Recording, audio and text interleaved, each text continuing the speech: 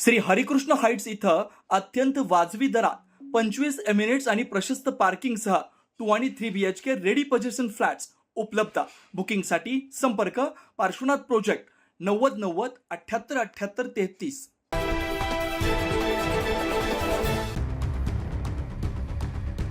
अंकशास्त्राच्या आधारे भविष्य सांगण्याचा दावा करणाऱ्या नाशिकमधील स्वयंघोषित ज्योतिषी कॅप्टन अशोक खरातला महिलांवरील लैंगिक अत्याचाराच्या आरोपाखाली अटक करण्यात आली आहे। याच अशोक खरातच्या सिन्नरमधील शवनिका ट्रस्टवर सदस्य असलेल्या राज्य महिला आयोगाच्या तत्कालीन अध्यक्षा रुपाली चाकणकर यांचे त्याच्यासोबत फोटो आढळल्यानं विविध चर्चांना उधाण आलंय। विशेष म्हणजे लिंगपिसाट अशोक खरात याची पाद्यपूजा करताना रुपाली चाकणकरांचे काही फोटो आणि व्हिडिओ समोर आले होते। त्यामुळे रुपाली चाकणकरांनी महाराष्ट्र राज्य महिला आयोगाच्या अध्यक्षपदाचा राजीनामा द्यावा अशी मागणी विरोधकांनी केली होती। या प्रकरणावरून विरोधकांनी रुपाली चाकणकर यांच्यावर टीकेची झोड उठवलेली होती।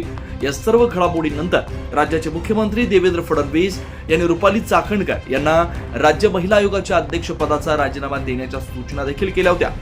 त्यानंतर अखेर रुपाली चाकणकर यांनी काल उशिरा राज्य महिला आयोगाच्या अध्यक्षपदाचा राजीनामा दिलाय। चाकणकर यांनी राज्य महिला आयोगाच्या अध्यक्षपदाचा राजीनामा दिल्यामुळे या प्रकरणातील तपास निष्पक्षपणे आणि होऊ शकतो।